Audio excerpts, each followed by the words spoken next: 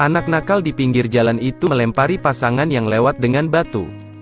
Tetapi pasangan itu tidak menyadarinya. Karena mereka terbiasa diejek oleh semua orang. Hanya karena mereka tuli dan bisu. Tidak peduli apa yang mereka lakukan.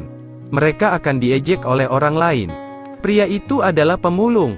Papan selancar di tangannya adalah papan yang dia ambil dari tempat sampah kemarin. Dia butuh 1 malam untuk memperbaiki papan yang rusak. Sekarang dia mengajak pacarnya ke pantai untuk berlatih selancar. 2 orang itu 1 lawan 1. Setelah adegan yang sangat hangat, tiba di pantai, si Zero tanpa ragu-ragu menanggalkan pakaian dan menuju ke laut. Tapi mata Takako dipenuhi dengan rasa sakit. Karena sekarang musim gugur, Takaco sangat khawatir laut yang dingin tidak akan baik untuknya.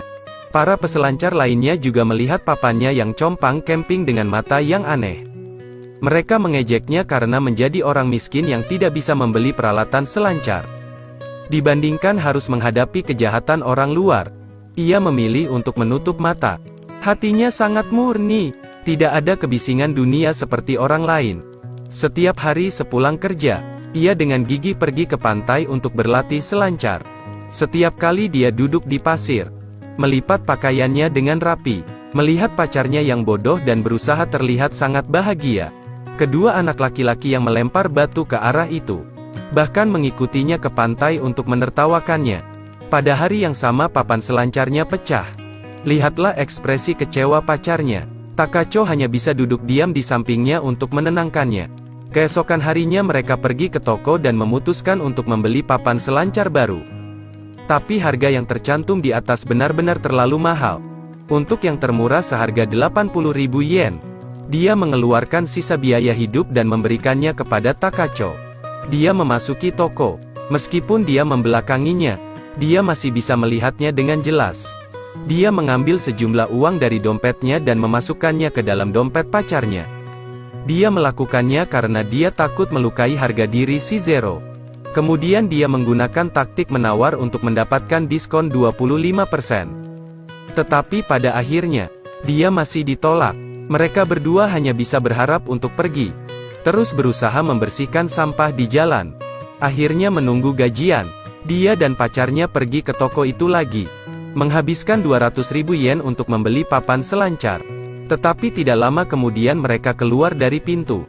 Mereka menemukan papan serupa di toko lain hanya dengan 98.000 yen. Jelas mereka kecewa, namun keduanya pergi begitu saja dengan tenang.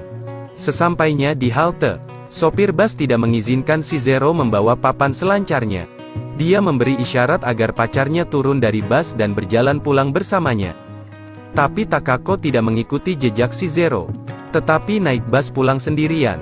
Sepanjang jalan dia sangat menyalahkan diri sendiri.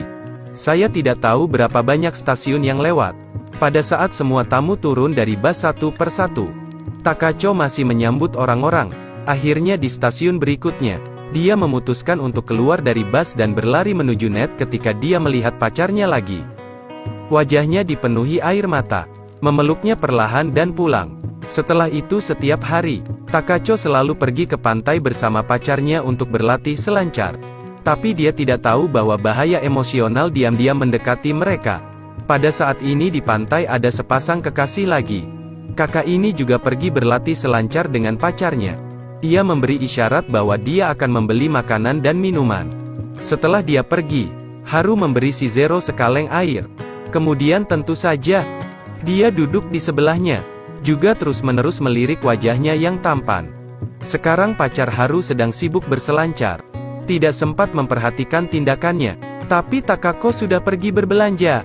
Melihat Haru dengan aneh di sebelah pacarnya dan sekaleng air yang sama di tangan mereka, dia menjadi sedikit cemburu. Tapi dia juga tidak membuatnya jelas. Beberapa hari kemudian, pemilik toko papan selancar melihat penampilan si Zero yang berusaha, dan mendengar orang banyak menertawakannya. Seorang pria malang yang tidak bisa membeli peralatan selancar. Pemiliknya merenung dan kemudian pergi dengan tenang.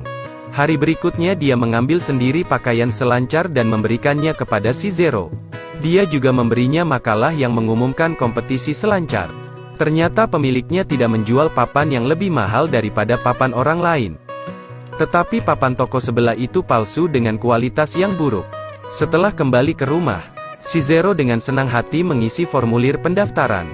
Pada hari pertandingan, para pemain lain melaju, tapi Takacho dan Shizero melakukan perjalanan jauh untuk mencapai tempat tersebut. Segera giliran dia, tapi wasit tidak tahu dia bisu dan tuli. Dia memanggil namanya seperti dia memanggil pemain lain. Jadi Shizero melewatkan kesempatan ini. Tapi orang-orang di sebelahnya menertawakannya.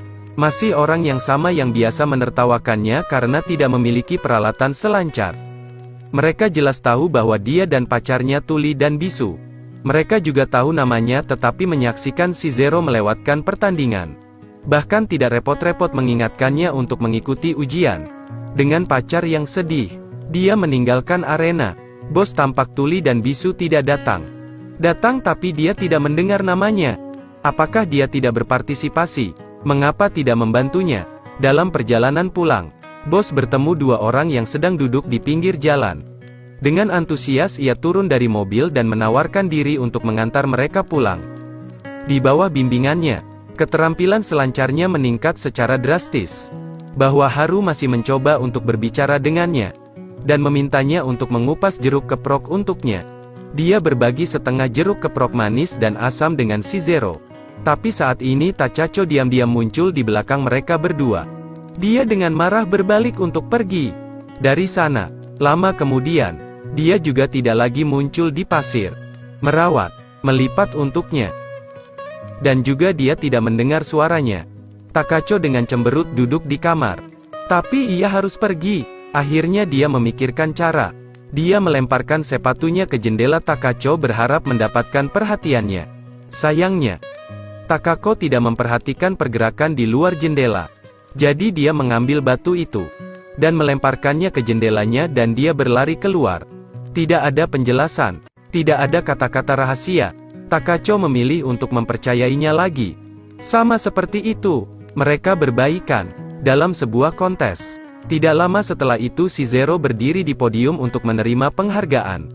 Meski bukan juara, dia tetap tersenyum bahagia. Dengan bangga menyerahkan piala kepada pacarnya dan berfoto bersama di pantai. Pada hari hujan, Shizero tetap pergi ke pantai untuk berlatih selancar. Setelah selesai bekerja, Takacho juga bergegas ke pantai bersama pacarnya. Tapi dia hanya melihat papan selancar menempel di pantai di pangkuannya. Dia tahu betul bahwa pacarnya pasti dalam masalah. Namun dia tidak menangis. Karena ketika seseorang terlalu patah hati, mereka tidak akan bisa menangis.